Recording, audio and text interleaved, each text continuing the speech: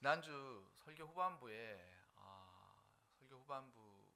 설교에 시간도 되고 뭐 이게 하기 어려워서 다음 주에 하겠다 싶어서 아주 말씀드리지 못한 말씀은 이것입니다. 지난주 설교 제목 혹시 기억나십니까? 뭐든지 가르치려고 하면 어떻게 하라고요? 무엇이든 삶으로 전하라. 우리는 가르치는 것이 아니라 전해주는 것입니다. 가르친다고 가르쳐지는 게 아니에요. 물론 공부는 가르쳐야죠.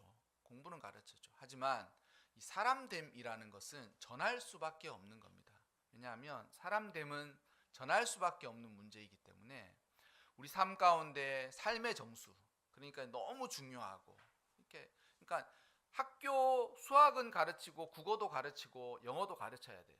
그런 건 가르칠 수 있는 거예요. 기술도 가르치면 가르쳐지는 겁니다. 그런데 우리가 말하는 신앙을 전수하고 어떤 삶을 전수하는 것은 전할 수밖에 없어요. 전할 수밖에 없기 때문에 어떤 것을 전하고 싶든지 가르치고자 하는 사람, 그러니까 그 스승이든 교사든 부모든 가르치고자 하는 사람은 삶으로 전해주는 것밖에 없어요. 그래서 내 삶에 받아서 내 삶을 다른 이들에게, 특별히 가정이면 자녀들에게, 그리고 가문이면 그의 후손들에게 가르쳐지는 거예요. 전하는 거예요. 그럴 수밖에 없으니 삶을 전할 수 있도록 열심을 다해야 된다. 열심을 다해야 된다. 그런 사람만이 진정 교사고 스승이고 또한 부모여야 된다라는 것입니다. 그런 사람들이 꼭 되시기를 바랍니다. 그리고 가르침에 있어서도 우리가 예수님이 친히 우리를 가르치신 복음으로 말미암아 깊이 깨달음을 가져야 된다라는 거죠. 왜냐하면 우리의 최고의 스승이 누구냐? 예수님이에요. 우리 삶의 최고의 스승이 예수님이에요. 그렇기 때문에 예수님이 사람들에게 어떻게 삶을 가르치셨는지를 깊이 깨달아서 예수님처럼 가르치라는 거예요. 예수님께서 사복음서에 보면 예수님께서 복음을 전하셨죠. 말로 사람들을 가르치셨어요. 그러나 절반은 가르치시고 절반은 보여주신 거예요. 그러니까 예수님이 말로 하지 아니한 모든 복음서의 그 글들은 예수님이 몸으로 가르치신 것을 제자들이 보고 쓴 거예요. 그러니 예수님 말로 가르치시기도 하셨지만 몸으로 딱 보여주시는 거예요. 그래서 몸으로 보여주신 가장 좋은 가르치심이 십자가이신 거예요. 십자가. 내가 십자가에 달려서 죽을게. 그리고 그때 사람이 죽을 때 얼마나 고통이 있는 줄 아니? 네가 지옥에 가면 그 고통을 네가 다 겪는데 네가 그 지옥에 가서 겪는 그 고통을 내 육체에 담아 너의 모든 죄를 내가 십자가에서 사해주는 것을 내가 잘 깨달아라. 이게 얼마나 아픈지 아니? 이게 얼마나 고통스럽고 얼마나 수치스러운지 아니? 이게 얼마나 나도 하나님이와 한 몸이었지만 나도 얼마나 이게 하기 싫은 일인지 아니? 하지만 내가 너희를 위해서 이 모든 것을 하는 거라고 예수님께서 구구절절히 심파조로 이야기하지 않았어요. 말씀 딱 하시고 3번 이야기하시고 십자가에 달려 죽을 거다. 그렇게 심플하고도 명확하게 3번 이야기하시고 믿지 않는 제자들을 탓하지도 않으셨어요. 그리고 심지어는 베드로 같은 경우에는 예수님 그런 일이 있으면 큰일 나지 않습니까?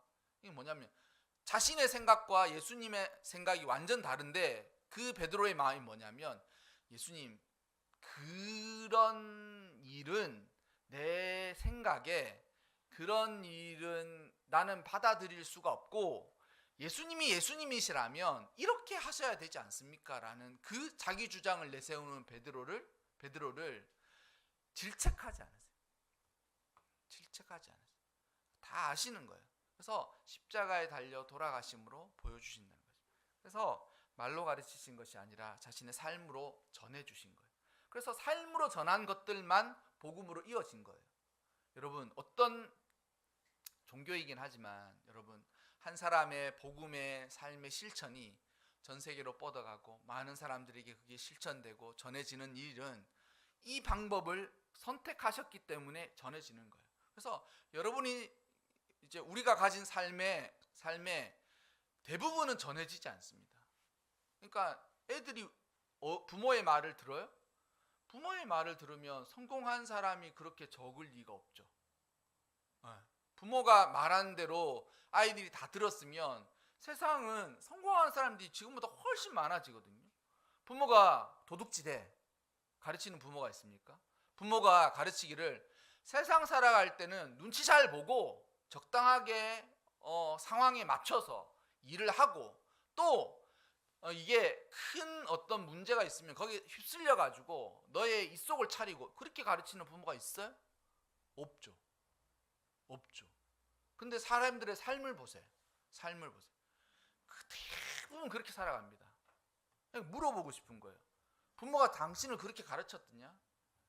그러니까 저는 여전히 생각하기를 고위공직자들을 보면 기가 차죠. 그게 평범한 사람이 그런 일을 했으면 다 감옥 가는 거예요.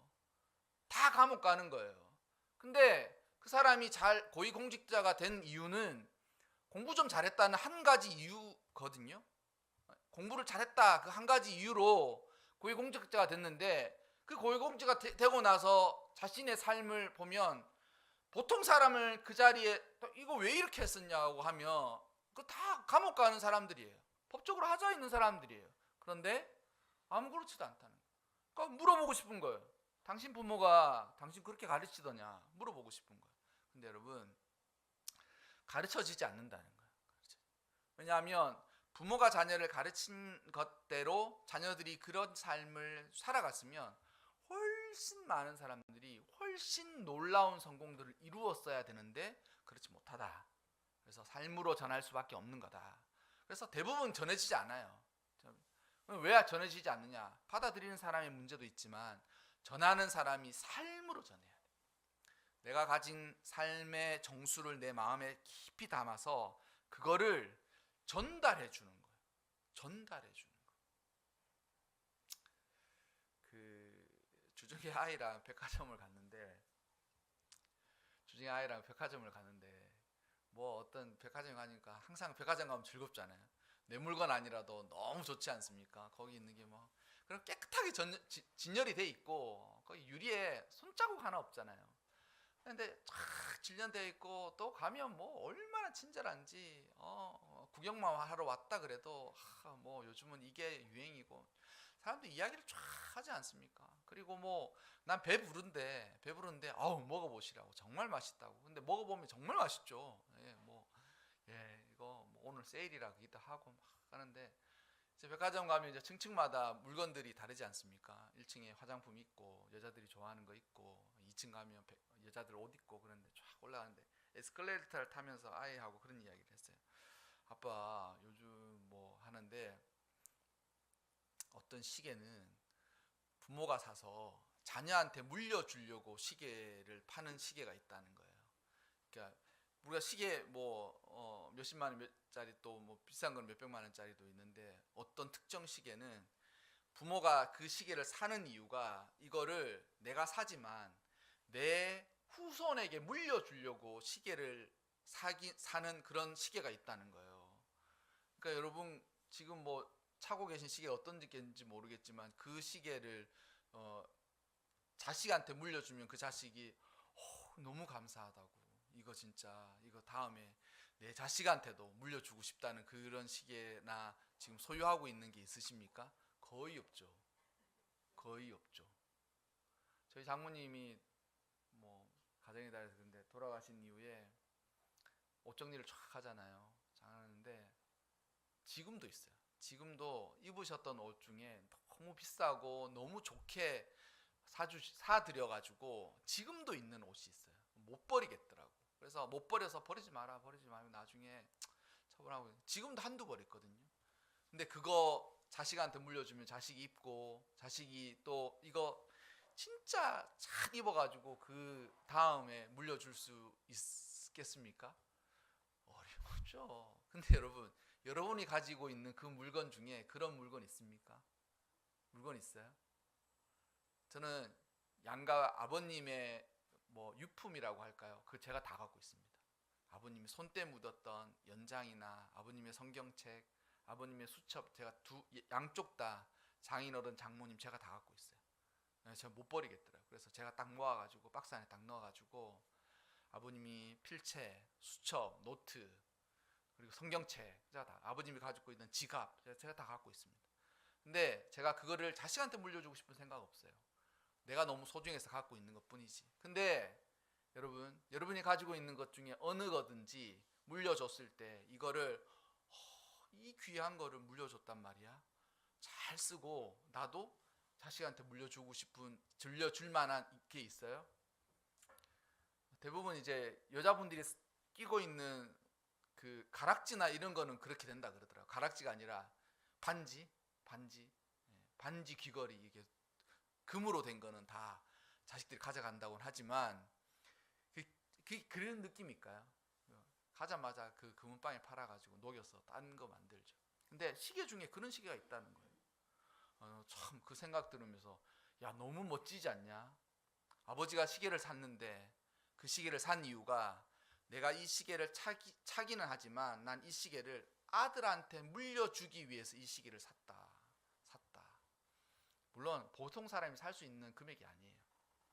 근데 그 시계에 담긴 정신이 너무 마음에 든다라는 거예요.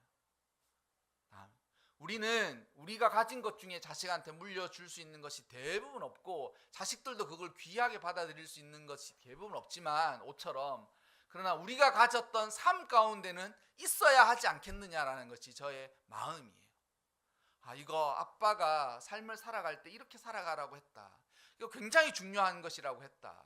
그게 믿음이든지 삶의 어떤 습관이든지 삶의 원칙이든지 그런 것들을 아이가 너무 소중하게 해서 나는 이것을 부모로부터 물려받았고 좋은 스승으로부터 귀하게 물려받았으나 난 이건 역시 내가 받아서 너무 귀한 것이기 때문에 나의 자녀에게도 이것을 꼭 전해줄 수 있고 전해주리라고 마음먹는 그런 것들이 삶 가운데 있어야 되지 않겠습니까?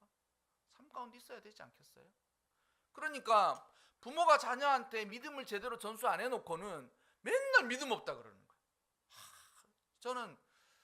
저는 정말 신앙에 있어서 낀 세대예요. 어떤 낀 세대냐면, 우리보다 한 세대 앞선 사람들은 교회의 부흥을 눈으로 보면서 사역에 지원하신 분들이에요. 그래서 저보다 한 세대 앞선 목사님들은 그들이 어렸을 때 교회의 부흥기였어요. 그러니까 소위 말뚝만 받고 깃발만 꼽으면 어느 곳에든지 교회가 다 부흥하는 곳에 그들이 살아서 교회를 이제 신학을 하셨다는 거예요. 그분들이 어렸을 때. 그러니까 목사님들은 항상 존경받고 목사님들과 교회는 항상 부흥하고, 그런 시대를 살아갔던 어렸던 사람들이 목사하고 싶은 일은 당연한 거죠. 저렇게 한번 살아보고 싶다. 막 비행기 타고 부흥회 다니고 사람들이 열광하고 기적이 일어나고. 근데 그런 분들 앞에서 제가 목격한 한국 교회는 어떻게 했냐면, 교회에 타락과 더불어 쇠락의 길에 벌써 이미 접어든 모든 분들을 저는 보면서 신학교를 들어갔어요. 제가 신학교 들어갈 때 그랬어요. 부흥이 거의 없어지고 교회마다 안 된다.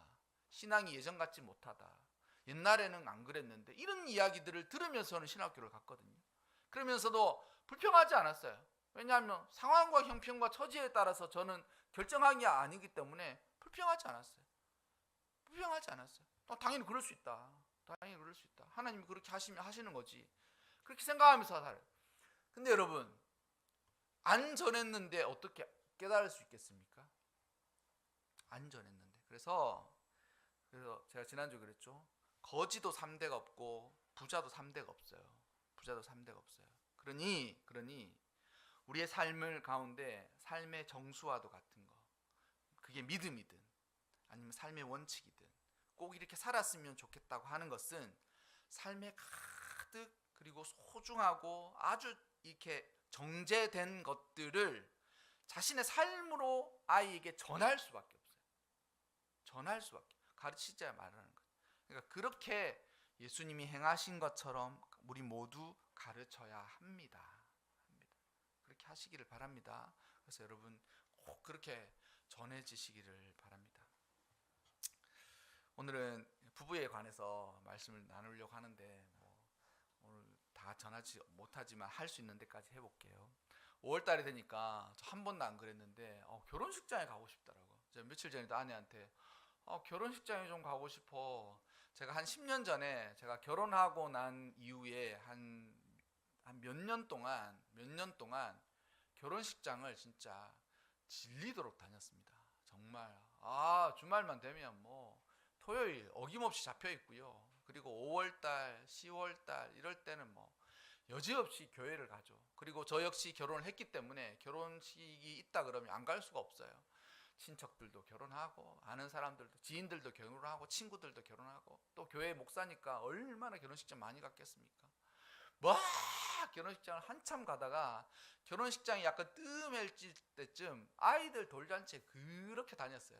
그리고 우리 아이들도 둘 다 돌잔치 레슨이 안 갈 수 있겠습니까? 여기저기 결혼식장 품앗이처럼 왔다 갔다 하면서 결혼식장 가면 막 난리가 나. 결혼식장. 근데 한동안 그 일이 다 끝나고 나서 어떤 일이 있었냐면 장례식장을 그렇게 다녔습니다. 왜냐하면 그 사이에 저희 장인어른 되시는 분도 돌아가셨을 뿐만 아니라 많은 분들이 돌아가셔가지고 장례식장을 그렇게 다녔는데 그게 다 끝나고 이제 아내한테 진짜 그 말했어요. 결혼식장 가고 싶다. 그래서 그 풋풋한 그런 느낌과 부부가 그 연인이 사랑해가지고 한 가정을 맺는 그 풋풋한 마음들을 느끼고 싶은데 뭐 코로나 때 한 큰 일을 겪으면서도 그랬지만 이제 뭐 이게 그런 시대가 지나간 거예요. 이게 다시 돌아오려면 제가 생각하기엔 아직 한 10몇 년 이제 진짜 제가 아이 희끗해질 나이가 아니면 이제 그만큼 못 갈 것 같거든요. 근데 결혼식장 한번 가고 싶다고. 누구든지 결혼해가지고 결혼식장 가서 축가도 하고 맛있는 것도 먹고 그런 생각이 드는 거예요. 그래가지고 5월달이 돼서 막 그런 생각이 막 들었습니다. 사실 지난 주간 월요일이 성년의 날입니다. 5월 셋째 주 월요일이 만 20세가 되는 성년을 축하하는 성년의 날이고 그 5월 20일 월요일 그 다음 날이 5월 21일인데 이게 부부의 날로 정해져 있어요. 그러니까 이제 그런 생각하면서 이 결혼과 이런 것들을 느끼고 싶다 그렇게 얘기했는데 너무 좋고 너무 축하하고 너무 모든 사람들에게 정말 사랑이 가득한 그런 것들을 나누고 싶죠. 그런데 우리가 참 보면 지혜가 부족해서 우리가 삶을 살아갈 때 나의 삶을 어떻게 살아가고 어떻게 나에게 주어지는 모든 일들을 헤쳐나가야 할지 잘 알지 못하는 그런 벽에 부딪힌 것과도 같은 시대를 아이들이 살아가거든요. 아이들이 그런 시대를 살아가는 거예요. 뭐냐면 어떻게 해야 될지 모르겠다는 거예요. 어떻게 해야 될지 모르는 그런 시대. 어떻게 해야 되지? 애들이 다 그 고민을 하고 있는 거예요. 마음 깊숙하게. 어떻게 해야 되지? 그러니까 공부를 좀 못할 수도 있고 잘할 수도 있는데 아이들이 마음의 생각이 뭐냐면 어떻게 해야 되지? 이런 생각들을 마치 벽에 부딪힌 것과도 같은 그런 생각들을 살아가고 뭐 중년을 살아가는 저도 마찬가지입니다. 이거 저 어떻게 해야 되지? 어떻게 해야 되냐? 이런 생각들을 다 살아가고 있는데 그와 마찬가지로 그와 비슷하게 같은 시대를 살아가는데 부부가 어떻게 사랑하며 살아가야 하지라고 하는 것에 있어도 마찬가지. 저는 늘 궁금한 게 뭐냐면 유흥업소는 그렇다 치더라도 이렇게 시외 외곽이나 특별한 장소에 가면 거기에 모텔들이 그렇게 많습니다. 모텔들이 그렇게 많아요. 근데 그 많은 모텔을 보면서 제가 늘 궁금한 게 저 모텔 주인은 밥이라도 제대로 먹고 사나 이런 생각이 드는 거예요. 근데 그런 이야기 할 때마다 사람들이 저한테 비웃듯이 이거 무슨 그런 걱정을 미어 터집니다. 그 얘기가 뭐겠어요? 부부 사이의 사랑이 희박하고 부부 사이의 사랑이 건강하지 않은 시대를 우리 모두가 살아가고 있는데 부부 안에서도 그러면 부부가 서로 사랑을 진실되이 사랑하면서 살아가느냐? 그게 희박하다는 거예요. 애들이 인생을 어떻게 살아가야 할지 모르는 것처럼 벽에 부딪힌 것처럼 부부도 삶을 살아갈 때 부부가 아주 아름답게 사랑하면서 부부의 참된 일을 하면서 사랑하는 게 희박한 시대를 우리가 모두 살아가는 거예요. 모두 살아가는 거예요. 결혼은 하나님이 만드신 제도예요. 하나님이 결혼이라는 그 제도 자체를 만드시고 인간관계를 만드신 거예요. 이게 만약 하나님이 이 관계를 우리가 하나님이 만들지 않으셨으면 우리는 모두 개인적으로 살아가는 거예요. 따로따로 살아가는 거예요. 아무리 좋아해도 한 몸이 되지 않게 그런 관계 없이 살아가는 거예요. 아담 혼자 살아가고 아담 혼자 살아가는 그 시대에 하와를 갖다 놨다. 아무 관계 없이 하나님 관계 없다. 그럼 아담이 뭐라고 생각하겠습니까? 하와를 보고 저거 뭐야? 이렇게 생각하는 거예요. 하나님 나를 창조하신 건 아는데 저 하나 더 데려왔는 저건 뭐야? 라고 생각하는 거예요. 그리고 저건 뭐야? 라고 생각하는 그 마음 안에 아담의 보통의 우리가 인간의 생각으로 생각하면 둘 중에 하나인 거예요. 저거 하나님이 나를 더 사랑할까? 저걸 더 사랑할까? 이렇게 생각하는 거예요. 내가 먼저 왔으니까 내가 주인해도 되지 않아? 그런 생각을 하는 거예요. 우리 다 마찬가지, 인간은 다 마찬가지죠. 내가 아담이 있는데 하와를 데려왔다고 생각하면 저거는 얼마나 나와는 다른 존재인가라고 생각하면서 절대적인 타자라고 생각하는 거예요. 그 절대적인 타자라고 생각하는 건 뭐냐면 아담이 동물들을 보는 것처럼 하와를 쳐다보는 거예요. 낮게 본다는 것 의미를 떠나서 절대적인 타자로 생각하는 거예요. 타자로 생각해요. 근데 여러분, 그 둘을 하나님 만드셔서 둘을 사랑하게 하시고 부부를 만드셔서 그런 관계가 우리 인류의 역사 안으로 들어온 거예요. 그게 없었으면 우리는 다 타자야. 그가 죽었다고 우리 슬퍼할 필요 없어요. 슬퍼할 필요. 그가 죽었다고 얼마 정도 슬퍼하느냐? 애완묘가 죽거나 사라졌다 하는 그 정도를 넘어나지 않아요. 그 사랑이. 근데 둘을 부부로 만들고 그 둘을 부부로 만드신 이후에 하나님께서 가정과 가족과 가문을 만드신 거예요. 그게 하나님께서 만드신 거예요. 그래서 하나님이 아담이 그렇게 얘기합니다. 이는 내 뼈 중에 뼈요 살 중에 살이라. 이렇게 하면서 나는 남자이니 너를 여자라고 부르겠다. 그게 뭐냐면 우리는 하나님이 창조한 엄연한 다른 개체이지만 나는 남자로 너는 여자로, 그래서 서로가 연합하여 한 배필이 된다라고 되어 있어요. 이 우리나라 성경에 이 배필이란 단어는 성경 해석이 이게 잘못됐어요. 제가 보기에는 이게 애매해. 뭐냐면 배필이라는 거는 우리가 항상 그러거든요. 이렇게 남자가 있고 그 남자를 돕기 위해서 여자를 붙여줬다라고 생각하는데 성경에서 그렇게 얘기하잖아요. 남자와 여자는 서로 다른 존재이지만 서로를 마주 보는 자예요. 그러니까 산이 있으면 어떻게 됩니까? 산을 가보셨어요? 높은 산이 있으면 그 높은 산 옆에 뭐가 있어요? 골짜기가 있죠. 그리고 육지가 있으면 바다가 있습니다. 하늘이 있으면 땅이 있죠. 이게 하나님께서 남자와 여자를 그런 식으로 만들어 두셨어요. 서로 다르지만 서로가 서로를 향하여 쳐다볼 수밖에 없는 존재로. 그게 돕는 배필이라는 단어의 원뜻이에요.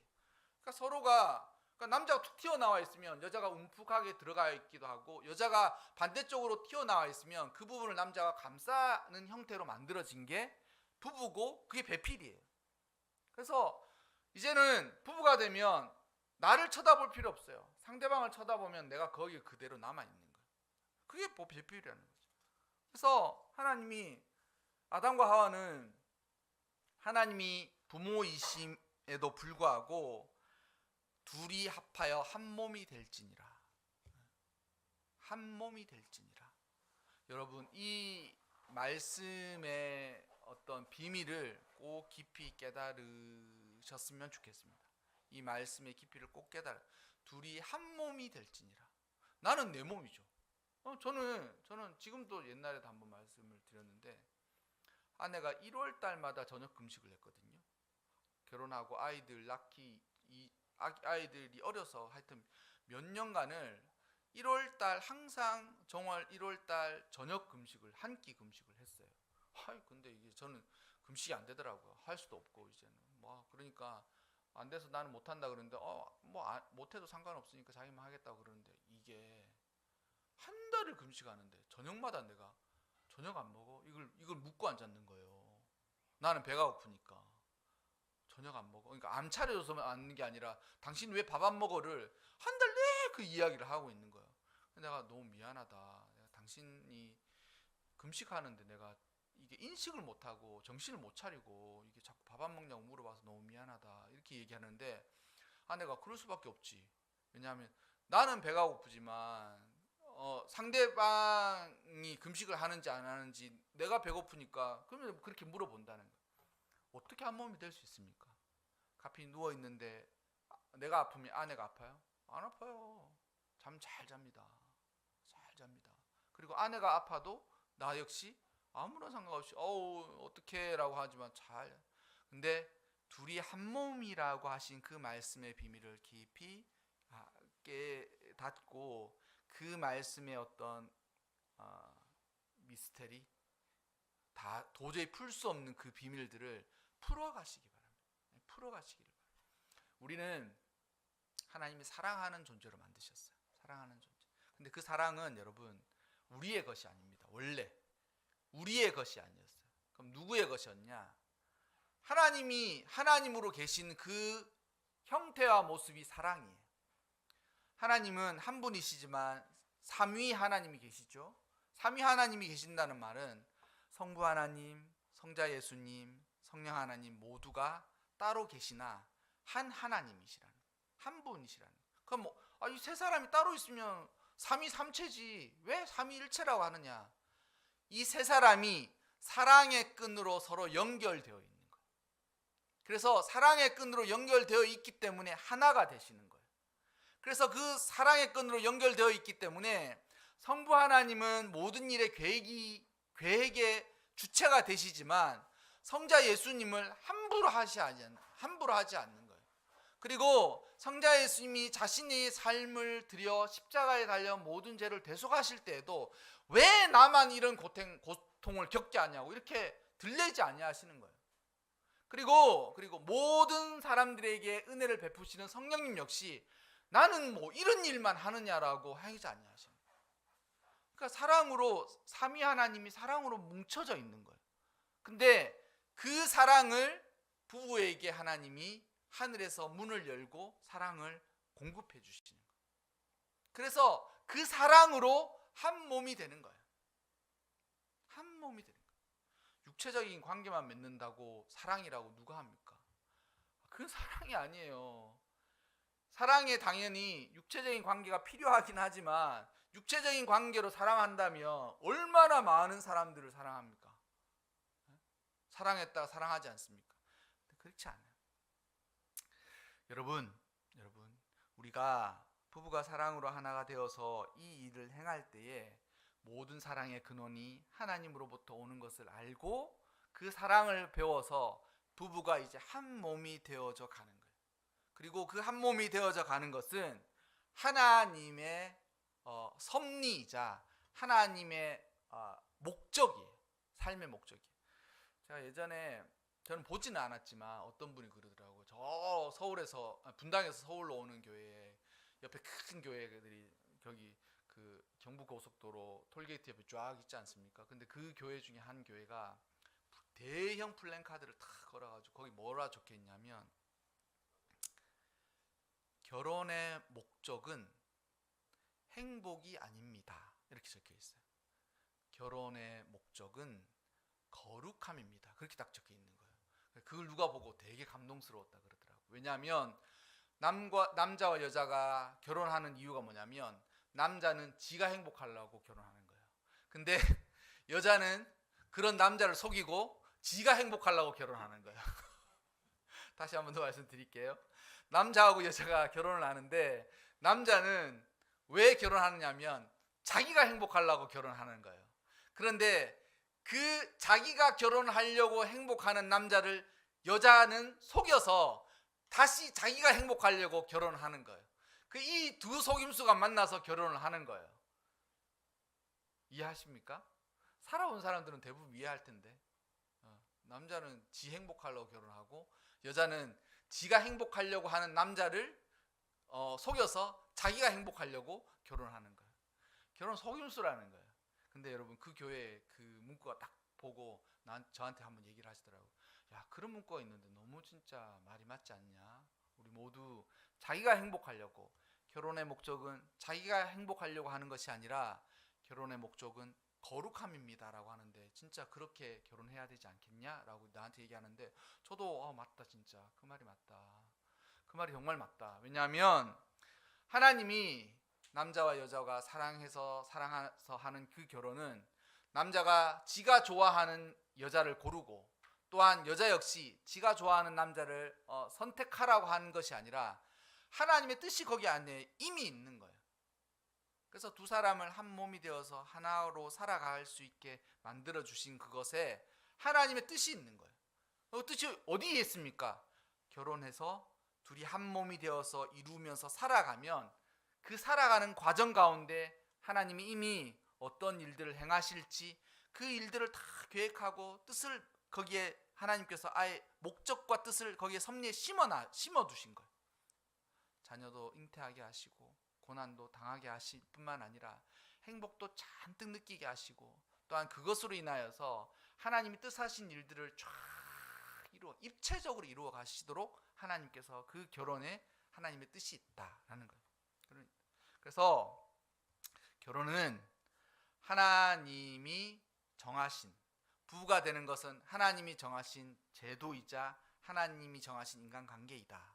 그리고 결혼에 부부가 한 몸이 되는 것은 하나님의 거룩하신 뜻을 이루기 위한 목적이다. 이 말씀을 드려요. 그리고 이제 이 말씀을 드리고 다음 주에 한 번 더 하겠지만, 자, 이 부부 설교하면서 제가 그러잖아요. 저희 교회 성도가 많지 않지만 3분의 1은 노년이고 3분의 1은 중년이고 딱 3분의 1은 아이들이 자라나는 아이들이에요. 비율이 이거예요. 그럼 설교하면 항상 제일 못 알아듣는 중학생들을 위해서 설교를 목적을 두고 하는데 중학생들은 어렵다고 생각하죠. 재미도 없고 뭐. 근데 설교하면서 늘 이런 막 설교하는데 공교롭게도 저희 교회 노년을 살아가시는 분들은 모두 여성이십니다. 남편들이 다 먼저 가신 거죠. 그러니까 부부 설교할 때 이 설교는 오늘 사실 할 필요가 없는 거예요. 남편 죽고 뭐 이제 나 혼자 살았는데 부부는 무슨 놈의 부부야, 이런 생각이 드는 거예요. 그 생각부터 드는 거예요. 이거 어떡하지? 이거 설교할까 말까? 하면서 지난주에 밀려가지고 지금 2주를 해야 될 것 같은데 큰일 났네, 이런 생각이 드는 거예요. 그러면서 여러 가지 생각이 들더라고. 왜 남자는 일찍 죽나? 사회학적으로 여러 가지 사람들이 왜 남자가 일찍 죽을까? 해답을 내놓는데 몇 가지인데 한번 들어보시겠습니까? 설교 마무리해야 되니까. 남자가 왜 일찍 죽느냐? 첫 번째는 그거예요. 사회학적으로 남자가 결혼하는 시기가 여자보다 나이가 많은 시기에 결혼하는 거예요. 그러니까 이게 생물학적으로 누가 자꾸 그런 이야기를 하는데, 이게 부부가 비슷한 시기에 죽으려면 우리나라처럼 남자가 연상이고 여자가 연하인 이 구조가 잘 안 맞는다는 거예요. 왜냐하면 이렇게 해놓으면 여자가 너무 현상학적으로 여자가 너무 오랜 기간 혼자 살아가는 기간이 많기 때문에 이걸 거꾸로 돌려가지고 여자가 나이가 많고 남자가 나이가 적은, 요즘 유행도 한참 지났지만 연상연하 커플로 그렇게 맺어져야 비슷하게 살아간다는 거예요. 일리가 있죠. 그렇지 않습니까? 일리가 있죠. 왜냐면 여자가 나이가 많은 상태에서 그렇게 하면 또 그렇게 얘기하면 남자들이 애는 어떻게 출산할 거며 그런 이야기 한다. 어쨌든 노년을 보자면 그렇다는 거예요. 그리고 또 하나는 남자들이 살아가는 세상이 그만큼 위험하다는 거예요. 왜 빨리 죽어요? 여러분, 우리가 계획하지 않는 모든 사건이나 사고들은 우리의 통제 바깥에 있기 때문에 우리가 교통사고를 피할 수 있습니까? 아니면 사건 사고를 피할 수 있어요? 그런 거 다 차지하고 나면 남자가 살아가는 세상은 여자가 살아가는 세상보다 훨씬 위험하다는 거예요. 동의하십니까? 남자가 살아가는 세상은 여자가 살아가는 세상보다 훨씬 위험하다. 그러니까 남자가는 직장 생활하고 일하고 그 살아가는 모든 그 환경 자체가 사람이 죽기 쉬운 환경에 노출되면서 살아가는 거예요. 건설 현장, 어려운 일, 위험한 일, 남자들이 다 하는 거예요. 여자들은 대부분 안 하진 않지만 그러한 일에서는 제외되는 거예요. 그러니까 위험한 데서 일하다 보니까 사건 사고도 많아요. 일찍 죽기는 거예요. 근데 이게 남자를 좋게 생각하는 게 또 하나는 뭐냐면 완전 정반대인데, 남자는 지가 하고 싶은 걸 참지 못한다는 거예요. 지가 하고 싶은 걸 참지 못. 보세요. 오토바이 누가 많이 탑니까? 남자가 훨씬 많이 타죠. 물론 여자가 안 탄다고 말할 수 있지만 그 위험한 오토바이, 물론 생계를 위해서 안 탈 수 없는 사람도 있어요. 근데 그건 전자고, 제가 아까 이야기한 위험에 노출된 상황이고, 그거 하지 말라는데도 그걸 타고 다니는 사람이 누가 많아요? 남자죠. 낙하산 메고 하늘에서 뛰어내리는 사람 중에 남자와 여자의 비율은 어떻게 될 것 같습니까? 남자들 그거 하지 말라는 거. 담배는 누가 많이 피워요? 술은 누가 많이 먹어요? 남자는 보면 하지 말라는 거 굳이 하고 목숨 걸고 간다는 거예요. 그러니까 이런 놈들이 일찍 안 죽으면 말이 되겠냐는 거예요. 네? 그러니까 지가 하고 싶은 거 다 하면서 산다는 거예요. 여자는 지가 하고 싶은 거 다 못하는 거예요. 아이 때문에, 아니면 가정 때문에, 어떤 상황 때문에 내가 하고 싶지만 하지 않는 게 너무 많아. 근데 그게 희한하게도 여자의 목숨을 훨씬 오래 유지할 수 있도록 만들어준다는 거예요. 어쨌든 제가 말씀드리고 싶은 건, 그런 사회학적인 그게 뭐 질문에 대답이 되겠습니까? 내 남편 왜 일찍 죽었나? 이거 대답이 없죠. 근데 남편이 없어도 부부의 삶을 이어가야 됩니다. 이 얘기를 하면 목사님 정신 있나? 연애를 다시 하라는 건가? 새 남편 구해라는 건가? 이러는데, 여러분이 이제 노년을 살아가신 분들한테 말씀을 드립니다. 남편이 없잖아요. 남편은 다 죽고 없는데, 그럼 부부의 삶을 어떻게 살아가느냐? 남편과 살아왔던 삶이 있죠. 내가 이전에 남편과 살아왔던 삶이 있지 않습니까? 그리고 그 살아왔던 삶 가운데 남편이 지금 살아있다면 남편이 나에게 당신 이렇게 살았으면 좋겠어. 그러니까 부부로 살았으면 내 좋은 대로만 하면서 살지 않았을 거 아니에요. 그러니까 남편이 이렇게 했으면 좋겠어, 여보. 아이들한테 이렇게 했으면 좋겠어. 삶을 이렇게 했으면 좋겠어. 운동 안 하면 운동 좀 했으면 좋겠어. 이렇게 이야기할 거 아니에요. 그러면 없는 남편이지만 남편과 함께 살아갔던 그 삶을 이어가야 돼요. 어떻게 이어가느냐? 이렇게 간단하게 설명하자면 이거죠. 남편이 지금 살아있다면 나의 삶을 보고 그가 정말 좋은 조언과 더불어 나와 함께 살아갔던 삶을 유지할 만한 조언을 해준다고 생각해 보세요.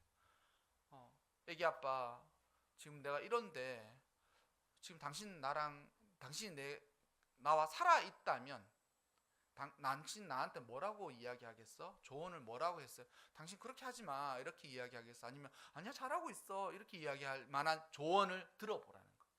삶을 몇십 년 살면 그 당연히 안 되겠습니까?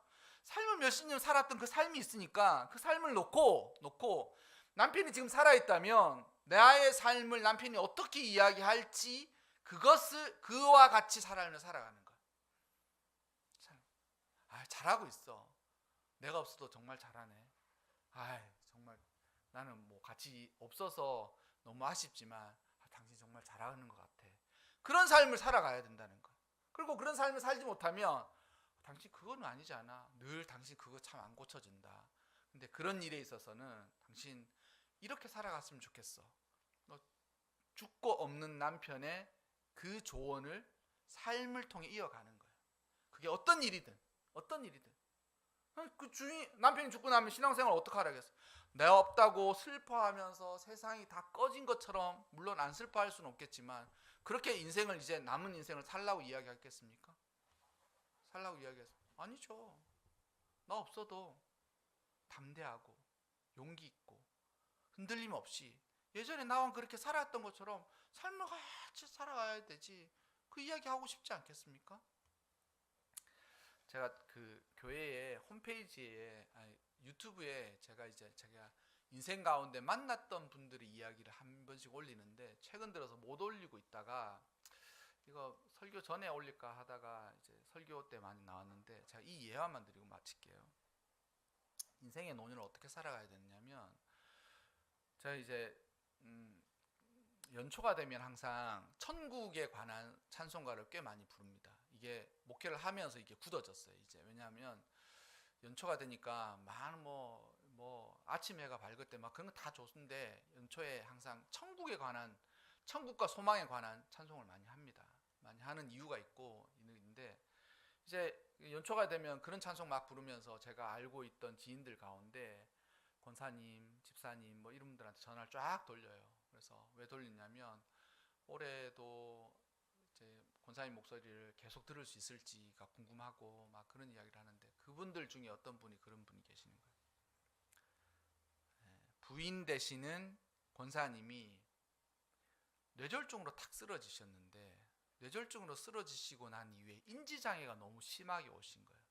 그러니까 인지장애가 얼마나 심하게 오셨냐면 쓰러지시고 회복해서 정신을 중환자실에 있다가 회복해서 정신을 차려서 딱 왔는데 남편을 못 알아보시는 거예요. 누구셔요? 이렇게 안수 집사님이신데 남편분 안수 집사님이 당신 괜찮아? 어떻게 된 거야? 뭐 괜찮은 거야? 막 알아보겠어 그러는데 누구셔요? 그러는 기가 막히죠. 남편도 못 알아보니까 자식인들 알아보고 교회 성도들은 알아보겠습니까? 아무도 못 알아보는 거예요. 권사님 우리가 이랬어요. 뭐 그 몇십 년간 목회한 담임 목사님도 누구신지 잘 모르겠다. 근데 인지장애 너무 심하게 오셔가지고 아무도 못 알아보시는 거예요. 근데 다행히 얼마 기간의 회복 기간이 지나고 나서 요양병원에 탁 모셨는데 누구만 알아보시냐면 남편만 알아보시는 거예요. 남편만. 그 이제 몰라본 그 남편만 알아보시는 거예요. 그러니까 남편만 알아보긴 알아보는데 남편과 함께 살았던 삶은 다 지워지다시피 했어요.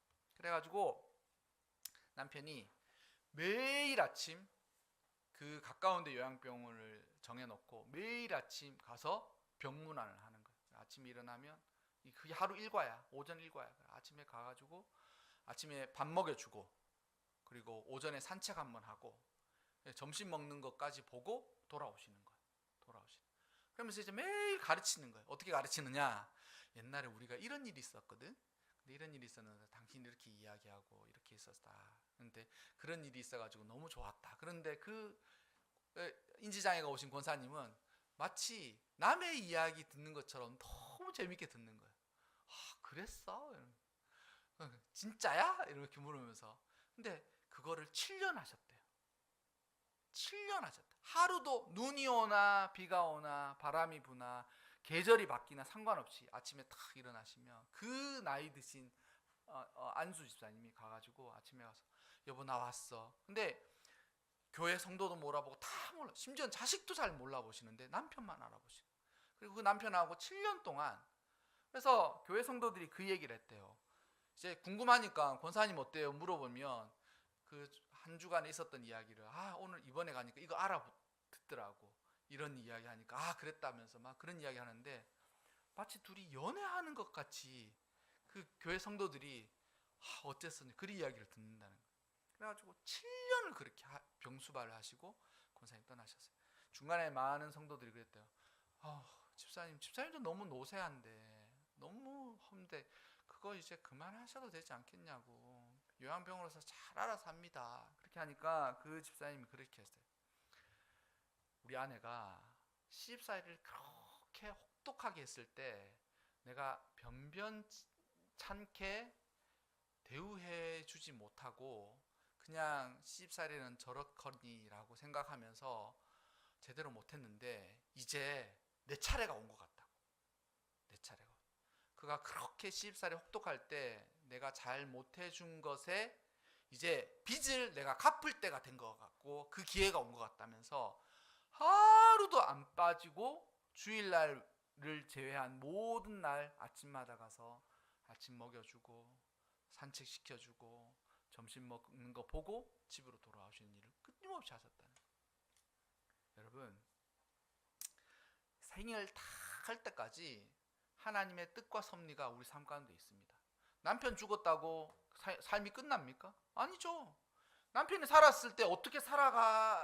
지금 남편 지금 천국에 있는 그 남편이 와서 한마디만 하면 내가 지금 대번에 알아듣는 거예요. 에? 잘못하면 당신은 왜 그래? 이 한마디만 하면 정신이 번쩍 들걸요? 그렇게 해가 되겠어? 그러면 꿈에만 나타나도 살았을 때 그렇게 싫어하는데 내 지금 그렇게 싫어하는 일을 내가 지금 하고 있네. 야, 이거 큰일 났다. 그런 생각이 들지 않겠습니까? 그와 마찬가지로 살라는 거예요. 논인의 삶을 남편이 없다고 그렇게 살지 말고 그와 같이 남편이 잘하고 있어. 그래, 정말 잘하고 있어. 이와 같은 말을 들을 만한 삶을 살아가시기를 바랍니다. 아멘 하세요. 크게. 그와 같은 삶을 꼭 살아가시기를 바랍니다.